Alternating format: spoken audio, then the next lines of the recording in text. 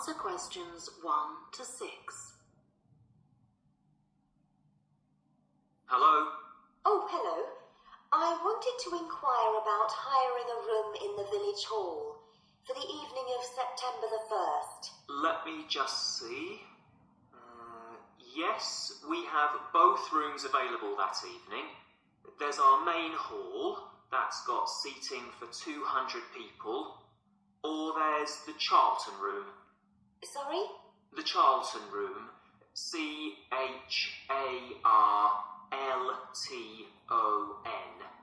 That's got seating for up to 100. Well, we're organising a dinner to raise money for a charity, and we're hoping for at least 150 people. So, I think we'll go for the main hall. How much would that cost? Let's see. You wanted it for the evening of September the 1st? Yes, that's a Saturday. So, from 6 p.m. to midnight, that'd be £115. That's the weekend price. It's £75 on weekdays. That's all right. And I have to tell you, there's also a deposit of £250, which is returnable, of course, as long as there's no damage. But we do insist that this is paid in cash. We don't take cards for that. You can pay the actual rent of the room however you like, though. Cash, credit card, cheque. Oh, well, I suppose that's okay. So, does the charge include use of tables and chairs and so on? Oh, yes. And what about parking? Yeah, that's all included. The only thing that isn't included is, you said you were organising a dinner? Yeah. Well, you'll have to pay extra for the kitchen if you want to use that. It's £25. It's got very good facilities, good quality cookers and fridges and so on.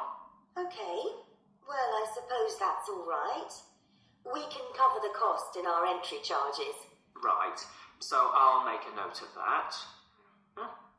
Now, there are just 1 or 2 things you need to think about before the event. For example, you'll have to see about getting a licence if you're planning to have any music during the meal. Oh, really? It's quite straightforward. I'll give you the details later on. And about a week or 10 days before your event, you'll need to contact the caretaker, that's Mr. Evans, to make the arrangements for entry. He'll sort that out with you. And do I give him the payment as well? No, you do that directly with me. Before you hear the rest of the conversation, you have some time to look at questions 7 to 10. Answer questions 7 to 10. Right. Now, is there anything I need to know about what happens during the event? Well, as you'll be aware, of course, the building is no smoking throughout. Of course. Now, are you having a band? Yes. Well, they'll have a lot of equipment, so rather than using the front door, they should park their van round the back and use the stage door there. You can open that from inside, but don't forget to lock it at the end. Okay. And talking of bands, I'm sure I don't need to tell you this, but you must make sure that no one fiddles about with the black box by the fire door. That's a system that cuts in when the volume reaches a certain level. It's a legal requirement. Sure. Anyway, we want people to be able to talk to one another, so we don't want anything too loud. Oh, that reminds me. We'll be having speeches. Are there any microphones available? Yeah, just let the caretaker know. He'll get those for you. Right, now, when the event is over, we do ask that the premises are left in good condition. So there's a locked cupboard, and you'll be informed of the code you need to open that. It's got all the cleaning equipment, brushes and detergent and so on. Right. So, what do we need to do after everyone's gone? Sweep the floors, I suppose? Well, actually, they have to be washed, not just swept.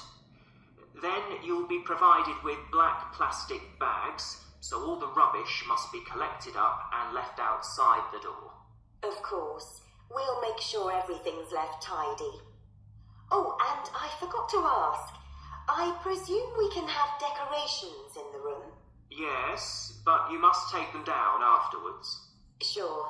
And the chairs and tables should be stacked up neatly at the back of the room. I'll make sure I've got a few people to help me.